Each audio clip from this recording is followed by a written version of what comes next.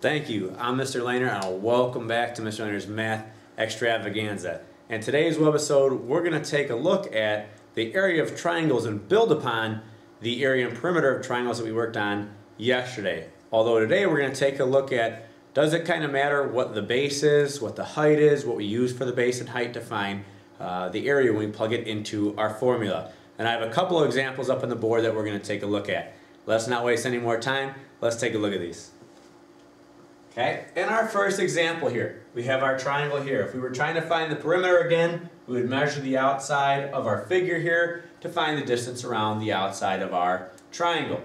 Now we're looking for the area, so we talked about either doing a half base times height or doing base times height divided by 2. Either one works, and again, whatever one works best for you, that's the one we want you guys to choose. So I'm going to go with base times height divided by 2. That's going to equal my area up here. Alright, now I'm looking at my figure on our page up here. I'm trying to think about, how can I figure out what the area of this figure is? Okay, we talked about yesterday about drawing out our lines and turning this into a rectangle.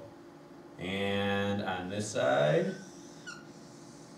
And if I was finding out the area of this entire rectangle up here, I would then decide to do my length times width. Well, this is 1, 2, 3, 4, 5, 6, 7.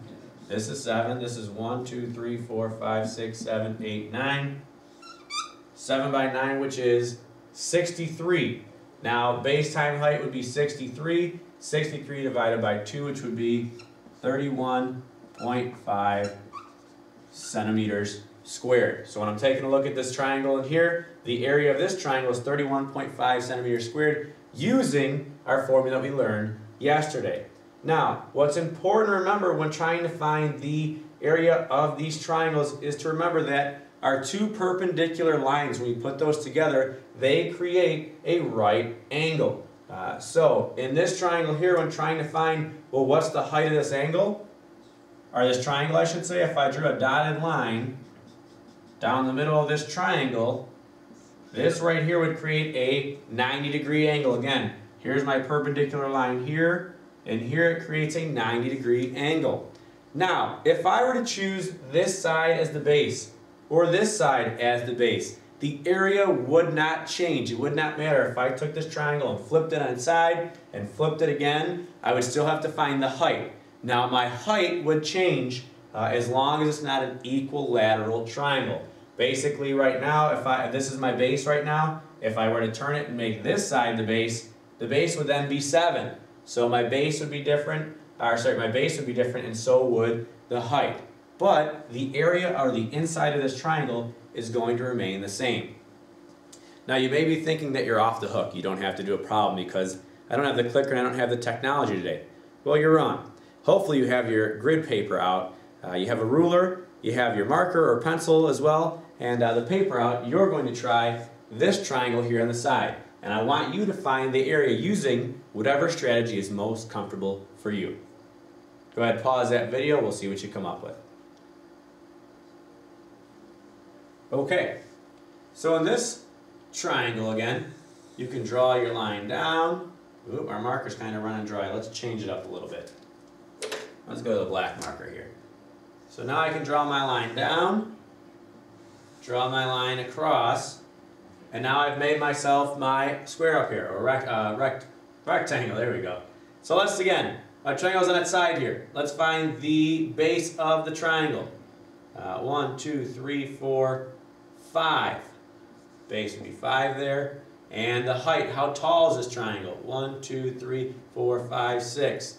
It's 5 by 6. So again, base times height, 5 times 6, which is going to be 30 divided by 2.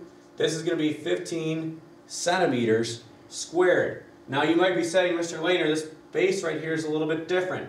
Well, this triangle is kind of turned on its side. I again drew out my lines here to create a square, found the area of the square, and then the area of the triangle. I could have flipped this triangle if I chose to do that.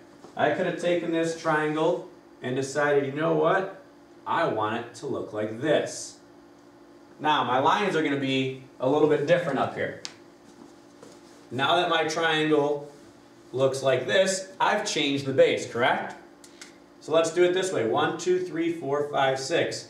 Now the base was 6. I still have to find how tall is my triangle. 1, 2, 3, 4. It's still going to be 5. So I still have 5 times 6 divided by 2 is going to give me 15 centimeters squared. And if it helps you to draw out the box, I still can draw out my rectangle here. I can still do 5 times 6, which is 30, divided by 2, which is going to give me 15. I could have also done it a different way. Again, I'm changing my base of the triangle. I'm still getting the same area. All right, let's try it if the triangle looks like this. Okay, so I have 1, 2, 3, 4, 5. And the height is still 1, 2, 3, 4, 5, 6.